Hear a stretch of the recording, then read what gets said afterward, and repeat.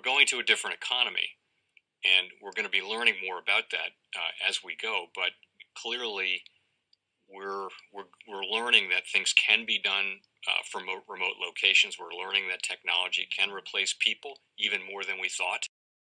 We're not going back to the same economy. We're recovering, but to a different economy, and it'll be one that is more leveraged to technology. And I worry that that is going to make it even more difficult than it was for many workers.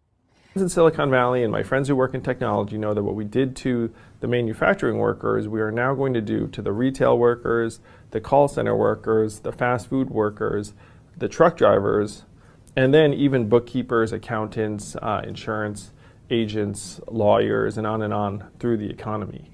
So what happened to the manufacturing workers is a very clear sign of what's going to tend to seed their digital yuan into the global environment by giving it away to visitors at next winter's Olympics. When they arrive at the airport, they're going to get yuan digital wallets. They're going to receive digital yuan. They're going to use it throughout their visits to Beijing, and then they're going to take it back to their home countries. They see this as a huge advantage. Why? Because who controls the underlying protocols, who controls the underlying standards of the future of money will control the future of money. Who controls the... And Mike, what to say? What to say? Can you explain the move over the weekend? Obviously, we've come back now a bit. I don't know if we were discussing whether we call that a correction. Is 10% a correction in Bitcoin land? You know, Bitcoin's trading like 100 vol instrument at this point. So yeah, 10%, I guess, is within the one standard deviation up and down move these days. Listen, you know, the stimulus checks are coming. People are excited about that. A lot of the stimulus checks are going to young people who want to buy Bitcoin. But more importantly from that, in the last 3 months, we've had this secular shift where Bitcoin has become an asset. It's not maybe, it's not, it might be, it's now an asset class. Cryptocurrency is an asset class. Every bank is moving in, every tech company is moving in, and all portfolios are starting to move in. And so if you're not long, you're short. And that's just what you see on every dip. There are institutional buyers lined up to buy this thing. So you think this weekend was institutions, not retail money?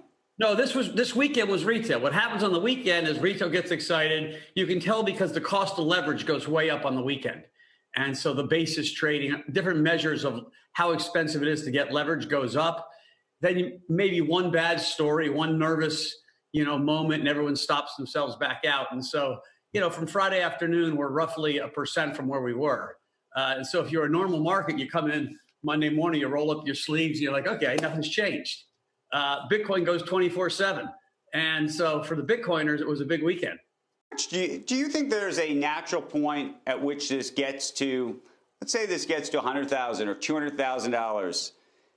Does that take the wind out of the air of Bitcoin to some degree? Because at some point, you can't make these 200, 300, 400, 500% gains the way you could have, obviously, if you were buying this thing when it was under $5,000. Yeah, listen, the law of large numbers kicks in, and it gets harder for it to go higher. Listen, in the long run, we're in this once in a lifetime secular shift where we had something that wasn't an asset class that's becoming an asset class.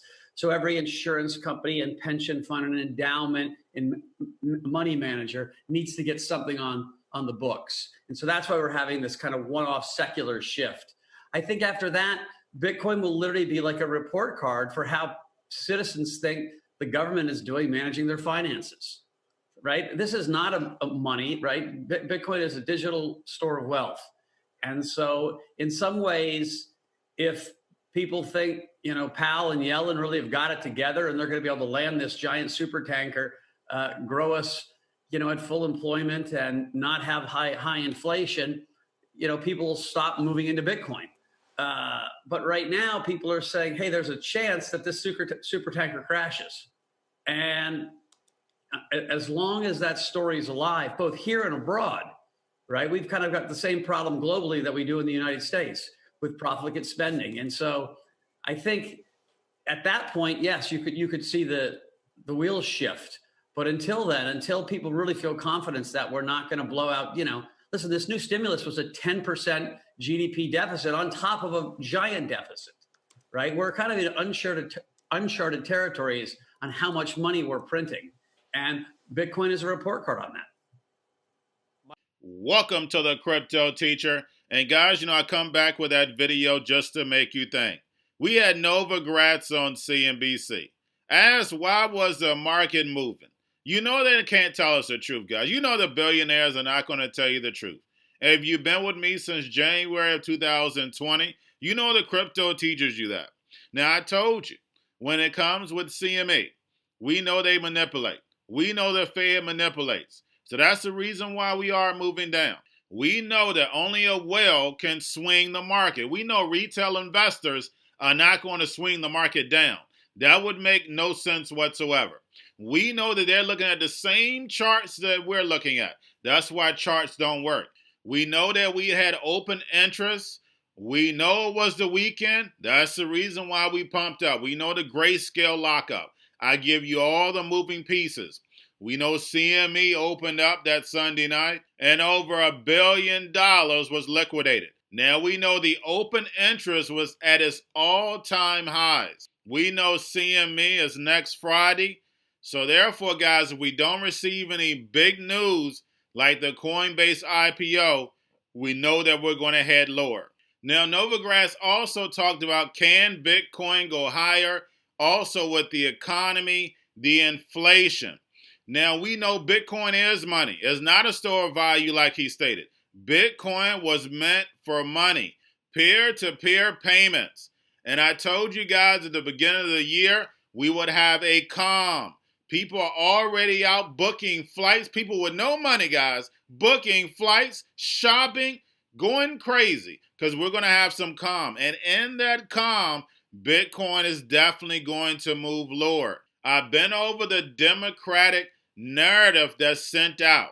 Remember, the Republicans have a narrative. Democrats have a narrative. They're for the people. We already heard Biden says he's going to put taxes out. So, guys, it's all about Democrats hurting the wealthy and helping the poor. And as we know, as that narrative goes in, same thing with Janet Yellen, I'm going to let you listen to. Janet Yellen says we're going towards full employment with no inflation. How do we do that, guys? I have no idea. But we know the Fed is not going to tell us the truth either. They have been a little honest with us, but overall, we know they're not going to tell us the truth. But we know the Fed master plan, and we know Janet Yellen is in with the master plan. She's the chess piece that is going to get this economy together. And how are they going to do it? That's right, through cryptocurrency, programmable money, the fourth industrial revolution. Remember what the New World Order does.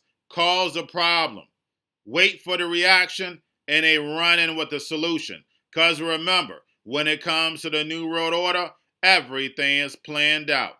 Have a wonderful day. How about inflation, though? Your predecessor, Larry Summers, has warned of the dangers. Economist Mark Zandi says investors are underestimating the dangers. If we get back to full employment, could we see inflation surge? How big a problem is that? Well, policymaking is about identifying and addressing risks.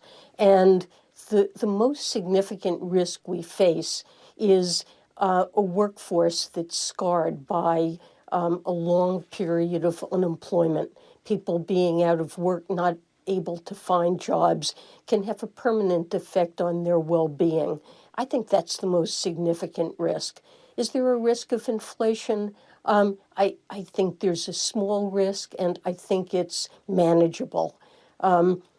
Prices fell a lot last spring when the pandemic surged. I expect some of those prices to move up again as the economy recovers this spring and summer. But that's a temporary movement in prices. To get a sustained high inflation like we had in the 1970s, I absolutely don't expect that. We've had very well-anchored inflation expectations and a Federal Reserve that's learned about how to manage inflation. So I don't think it's a significant risk, and if it materializes, we'll certainly monitor for it, but we have tools to address it. Back in 2017, you testified that long-term budget projections should keep people awake at night. The situation is worse now. Federal debt expected to exceed GDP for the first time since World War II. So are you getting any sleep? I am getting sleep. My views have changed somewhat about fiscal sustainability, in part because what we've seen all around the world is a trend toward very low interest rates. Interest rates in the United States are much lower than they were in past decades, and you see that in all developed countries around the world. And it reflects structural trends that are not going to disappear soon. And when I think about the burden of debt, I think about it mainly in terms of the interest payments that the government needs to pay on that debt. And in spite of the fact that the debt has increased substantially, interest payments relative to the size of the economy have remained quite low, no higher than they were back in 2007. But of course, we have to make sure that the budget is on a sustainable path, and this is something that we can afford. In the longer run, we need to get deficits under control to make sure that our fiscal situation is sustainable. And that means raising revenue to pay for future programs. What do you think of Senator Warren's call for a wealth tax? Well, President Biden has put forward a number of proposals. He hasn't proposed a wealth tax, but he has proposed that corporations and wealthy individuals should pay more in order to meet the needs of the economy, the spending we need to do. And over time, I expect that we will be putting forth proposals to get deficits under control. But no wealth tax?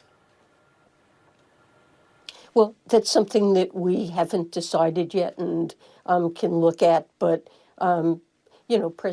President Biden during the campaign proposed a higher tax rate on corporations, on individuals, and on payments, capital gains and dividend payments that are received. And those are alternatives that address, that are similar in their impact to a wealth tax. Secretary Yellen, thanks very much for your time this morning. Pleasure to be with you. Hi, everyone. George Stephanopoulos here. Thanks for checking out the ABC News YouTube channel. If you'd like to get more videos, show highlights, and watch live event coverage, click on the right over here to subscribe to our channel. And don't forget to download the ABC News app for breaking news alerts. Thanks for watching.